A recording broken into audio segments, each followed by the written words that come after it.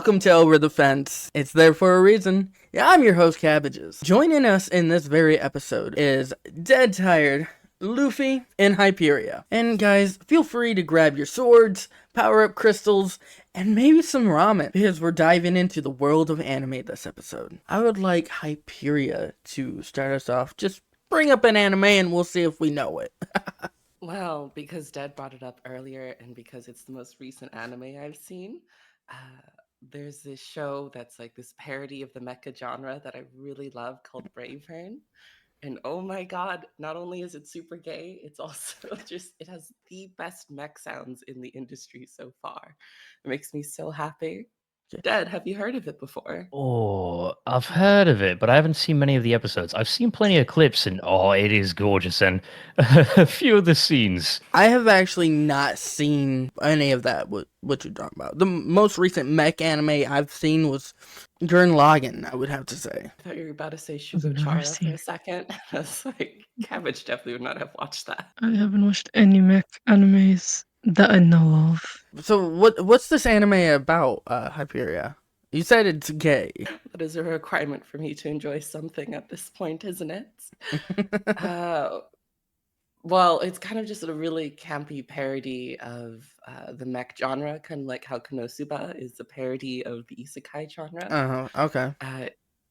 It's very much a comedy. It starts off with the world being super serious and the world's getting invaded by aliens, because of course it is.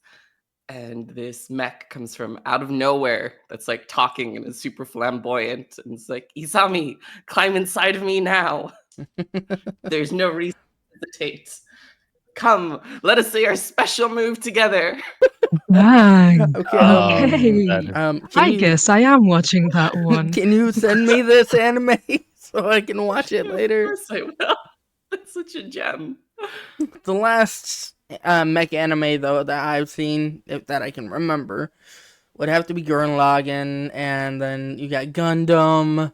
Those are the only ones that are mainly coming to mind for mech animes, because I was never really a big mech. Evangelion, that's a good one too. Code Geass. Would you consider Code Geass a mech anime? Apparently, it's made by the same people that make Gundam or something, or like whoever makes it also makes a bunch of other mech anime. So yes, it very much is one. Okay. But I understand the feeling. It doesn't really feel like one, does it? No, it doesn't really feel like one. To be honest, yes, there's mechs in there because you get to see them driving around the mechs, shooting with the mechs and everything, but it doesn't feel like a mech anime. There's actually a second season out of it now. Oh, actually, there's been a lot of spin-offs, haven't there? But there's a new one, and it feels way more focused on the mech. Of Code Geass? Yeah, Rosé of the Rebellion? Yeah, I've heard of it, but I haven't seen any of it. I've been wanting to watch it because... Okay, so out of all the mech animes I've ever watched, Code Geass is my number one. I love the whole aspect of being able to control somebody with that power he has. I can't remember what... It's called the Geass, I believe. Dad, any mech animes you've been into? One that I go back to pretty often. I had to double check what the full name was because I only remembered the word Gargantia. Gargantia on the Verdurous planet. It's essentially a pilot he's in like a war zone. He gets knocked out of the war, put into a stasis sleep, and sent crash landing into a water planet. Gets picked up by scavengers, and through a few misadventures, has relationship and pretty good times with the situation. If it's a little bit mech based, I still find it as a nice little sweet story of like a small bit of romance, bit of action, cool looking 3D mechs. Is that like early 2000s anime vibe? Full Metal Panic gives off more of a like CGI. It gives off that VR vibe. The anime that used to give me a fever dream, Fooly Cooly. Fooly Cooly is basically about... Isn't it the one where like he has like things that pop out of his forehead and the guys have like TV heads or something like that? Yes. There's this alien or whatever. She has a guitar and she rides a scooter, and then there's this kid who gets taken over by these creatures and fights things, and it was just trippy and creepy, and it felt like I was on acid 80% of the time when I was watching it. I was just like, what is this? Yeah, I know the one you're talking about. Yeah, that one is very interesting. What defines mech anime? Mech Like- anime? There's mechas where you drive around in a giant robotic suit and you're shooting shit. Think like Gundams, Gurren Lagann, and all that sort of stuff. Where they're Which from always in a Mercury? Burst Angel? Burst Angel has some mechs in it from what I've seen of it. Every time I watch it, I always get pulled away and then it's just like, okay, so I'm never gonna watch this then, I guess. And then I always forget about it and then it's just like, okay, time to finally watch this anime that I've been trying to watch since I was 15. And even today, you still can't do it. Yeah, every time. Every single time. Mixing the genre of something that feels like an acid trip and something that's extraordinarily cursed. I thoroughly enjoyed Devilman Crybaby, even though it was just insane to watch, especially like the beginning. Oh my God, it was good. Like, Oh, yeah. You can see it in two different ways. You can see it from the old one back in the 90s with Devilman, and then Devilman Crybaby, I think it was it 2014, 2016 for Devilman Crybaby? I want to say Devilman Crybaby came out in 17. It was. I don't know if it's an appropriate comparison, but it kind of reminds me of Cowboy Bebop for some reason. Okay. It's like the art style, and it seems to be like an alternative kind of Yeah. anime. Yeah, I could see that. Similar. 2018. That was wrong. Why does time go so by? Why it's been 6 years? What?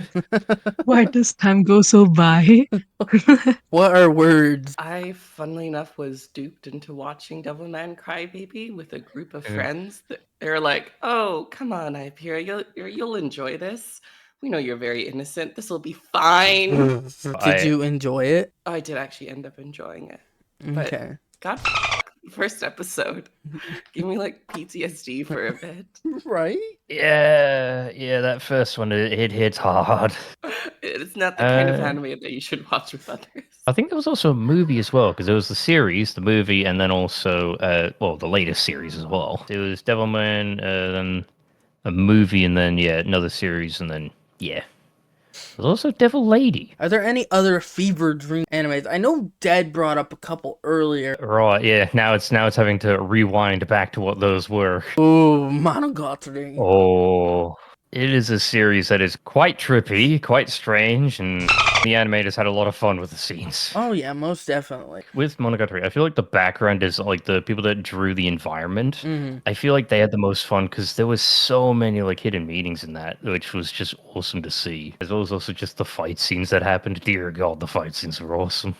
Does anybody in chat, our audience, have any animes that give you fever dreams? Perfect Blue? Perfect Blue is a very psychological horror anime movie, and man, it's a fever dream of an actress, I believe, or actress or model who is a superstar, but then alter ego of being the actress or the character, whoever they are portraying, kind of comes to life and tries to kill him. Okay. So I can't think of any other fever dream animes. I'm going to switch to isekais. Konosuba, Yeah, Mushoku Tensei. there's so many isekais. Konosuba was talk mentioned about earlier. Overlord? Can we talk about how hard it fell off? I enjoyed it the first season. Second season was okay, and then I didn't even bother for the third. 'Cause it's like nothing's happening.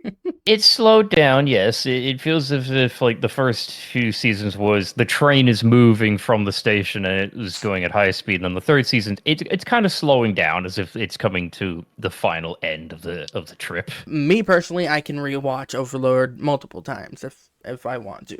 Oh. Saga of Tanya the Evil. Oh, that's Sorry, a good Good one. Got That's super excited. Holy fuck. I heard they're coming out with Yeah. another season for that anime. I really want to watch more of that. I've watched the first season, but I haven't. I heard there was more that came out for it. I watched as far as I could, then I just kind of read through the rest because it wasn't as far. Although the anime does take things a little different in certain scenes than it does in the manga, which is nice to see because it's like they take a slight different interpretation to it. Heard that in the manga / light novel, whatever is the original material, Yeah. that there's less of a focus between the conflict between Anya and God and more like, I mean, is Tanya, but whatever. More like her just tripping over herself and going, "Curse you, God!" I now remembered one of the Fever Dream ones that was mentioned earlier. Golden Boy is one of them. Yes, Golden Boy. That was a old, like, 1992 anime, I think. It only has like 5, 6 episodes, but it's really good. It's actually a really good anime. Only watch it if you're over 18. Another old one, which was a bit more like of a learning of life and all that, is Great Teacher Onizuka is another classic as well.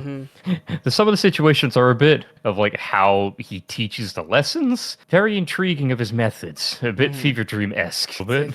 Cabbage became a teacher. I mean, if Cabbage became a teacher, it would be pretty nice. Better than. Oh, another Fever Dream one. Erased. Oh, that was so good. Is that a fever dream or is that just like good writing? I would God, fuck, I love. I'm saying that so much. I would say it's borderline Fever Dream. You got the main character who goes back in time trying to save this girl who gets murderized by the teacher. Remember, folks, spoilers. It's spoilers as we're trying to remember in the scenes and we're only remembering part of the scene, so we're spoiling everyone else whilst trying to remember what happened. It gets confusing to a point. You watch Erased and then my brain goes to freaking Tokyo Revengers. You go back in time and he's trying to save this person, and this person. He's like, oh no, I'm messing up. I keep messing up. I can't do anything right. And then it continues. Sorry, I'm ranting now. Alrighty, Luffy. You've been sitting in the corner being super silent this entire time. I'm going to bully you and force you to talk about something. Oh, come on. So, there's two that I wanted to say. The first one, I don't remember the name, but Junji Ito's work being animated are one of my favorite because yeah, I like horror and stuff. So the long neck one was amazing. What? I'll try to send it to you guys, but the second one. Wait, why? Oh, what happened? I know of what the one you're mentioning. I know the one that there's like the name. The name just doesn't remember. Yeah, I don't remember the name either. Is the one where something happened, they had to hide someone's body, and then a few days later they kept getting the dream of their neck growing and growing and growing. And then they dug up the body and the body did grow like a lot, like its neck, like a giraffe. Like that one was cool. I'm sending it to Cabbage to traumatize him because I like to do that. I've never heard. Anyway. I've heard of Junji Ito, but I've never seen or heard anything of this. It's just like, what? It's really good. His art style is amazing, and the emotions that you feel from his art is not something you should relate to, but you oddly like I've never had a long neck, but I relate to the feelings that that person. Yeah. The second anime that kind of gave me a fever dream-esque vibes was Food Wars. The first time I watched it, I was eating, okay? I was like, "Oh, it's Food Wars, meaning I can eat, right?" Um, I was sadly informed by my own eyes that I can't because of the amount of I don't even know if I can say it. The Visualization. Yeah, yes, the facial features and the costume changes I'm not gonna lie. were During Food Wars, I can eat. me too. I just didn't expect it. I went into the anime knowing nothing about it. After, yeah, I was like dead face watching the whole thing, like no emotions. But yeah, I love that one. The actual challenges that they did. This descriptive words. I learned so much English from Food Wars, and that is questionable. Really questionable. But yeah, that one was slightly like an acid trip to me with how they animated it, but it was really good. I thoroughly enjoyed how much they leaned into the campy aspects of it in the later seasons. Because it's like, how do you keep this going? Oh, you're going to have an underground food cult that's like dangerous because they do dangerous methods of cooking. It's like, Oh, oh And they no. break into We're- people's houses and threaten them with good smelling dishes. so there's this anime where basically there's a bunch of ingredients around the world. People's main thing of currency. So in Toriko, Yeah, One Piece, Toriko, and I want to say it was DBZ. it was. They had a crossover episode with all three of those animes. You can't find it anywhere. Yeah, Why? I because don't. they took it down. Yeah, they were like, That's nope. rude. It's supposed to be in the One Piece episode list. It was like it's supposed to be 749. I want to say it was. You look at the anime list or the episode list for One Piece, and it'll be like, oh, it's missing this episode right here. And it had One Piece, DBZ, and Toriko. I've only seen it one time. It was really good crossover. Uh, but at the same time, people were like confused because of the crossover, because they're not in the same universe. Like, how did this happen? How did they meet? There was no explanation. They were able to cross over. But for a lot of that stuff, they're kind of just asking you to turn off your brain and enjoy it. Yeah, in Toriko, their currency or whatever is food. It's like, oh, there's all these things around the world. There's the exploding cherry. There's the super expensive blowfish or whatever, where you have to cut out the poison sac super carefully. And if you cut it out incorrectly, you just nick it. The fish is no longer edible. Well, what's that fish's name? Pufferfish. Like pufferfish? Yeah, like a Yeah, puffer it's fish. a yeah pufferfish, but in the anime in that scene as well, because the thing is still alive. It's like it's knocked out alive. Because even if you wake it up, it will then release the sac and make it inedible. So Yeah. it's like they're trying to dissect it whilst it's alive. So it's like drowsy, sleepy, or whatever it is. I remember that scene because I was like, oh, it looks tasty, but oh, that's just scary. Yeah, That's sad. when Hyperia said that whole thing about the underground food, and that made me remember about Toriko. It's been a while since I remember that one. That's an old one. Then I also remembered one where because I inadvertently took us back to the fever dream of the strangest ones because the one was isekai. I now remembered an isekai one that I recently watched, which was Gate, that series. I guess it's an isekai. Normally in isekai you can't return to your world, but it counts, I guess. Yeah, people consider Sao an isekai then, but they can. Okay, but like it totally feels like one. Yes, it feels like one, but Yeah. after so and so long at the end of the series, they can return to their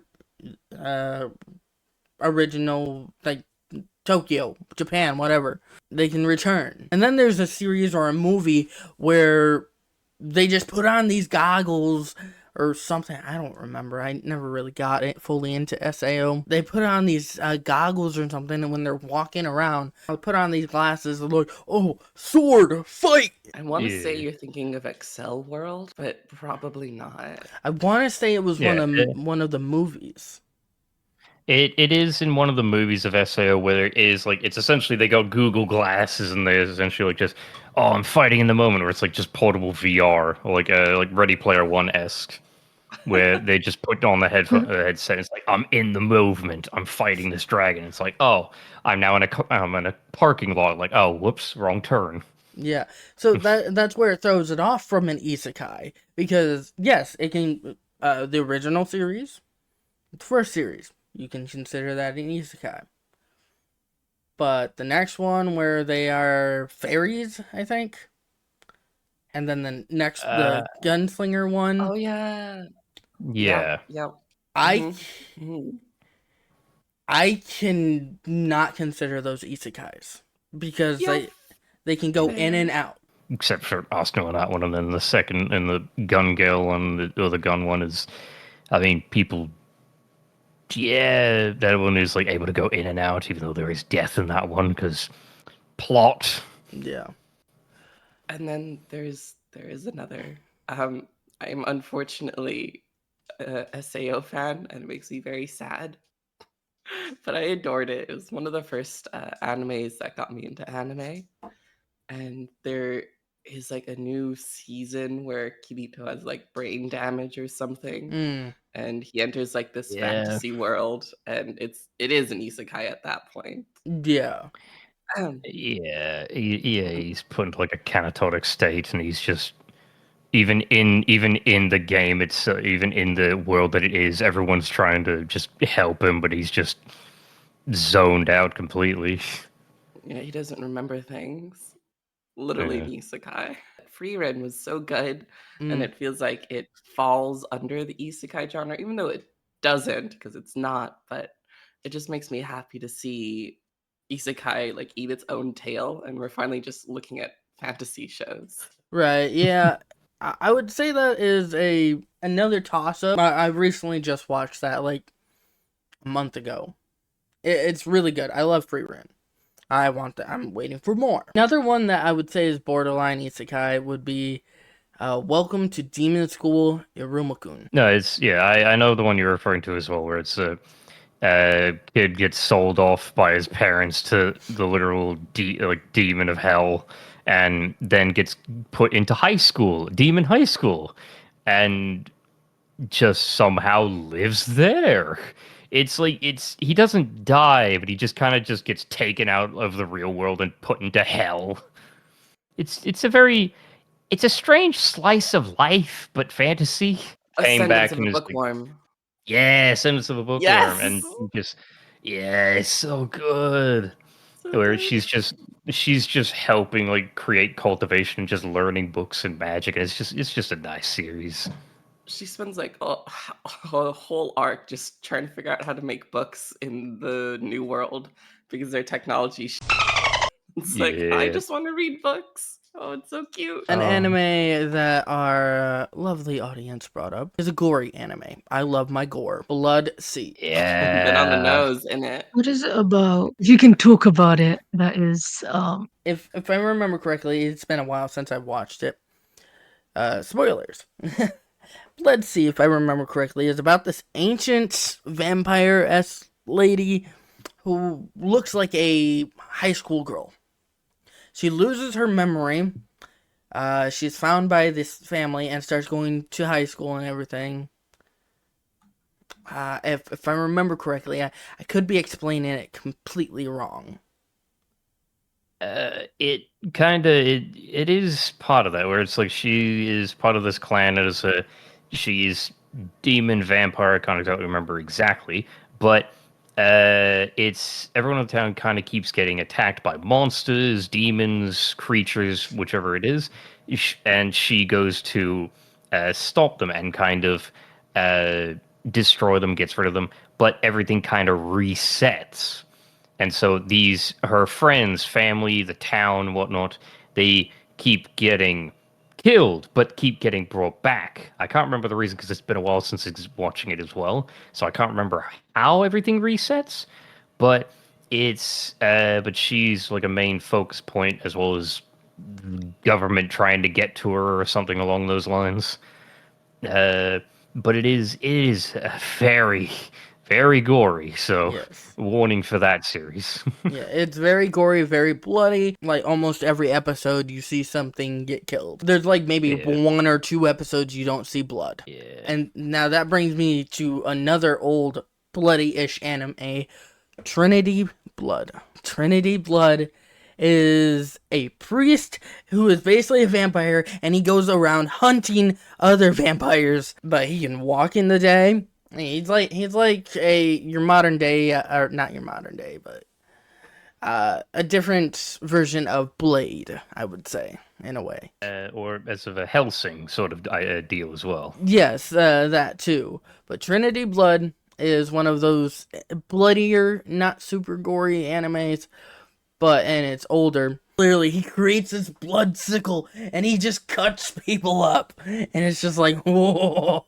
there's one like that I've watched. It's called Kyokai no Kanata, where pink hair lady with glasses can manipulate her own blood and make into swords and stuff. Oh, yeah, I like Ah, Um, that one. Oh, what yeah, yeah, is that called? that one. because the Deadman main guy, Wonderland? he's immortal. No, it's because the main guy, he is immortal, and she keeps trying to kill him because it's part of her job and whatnot. And it's like high school kids Mm-hmm. when she like cuts her finger, Beyond the creates like a blood Boundary. bleed. Yeah, that one was kind of fun to Okay. watch. I Yes, didn't cute. end up finishing it, but it was cute. It kind of turns a bit inscrutable.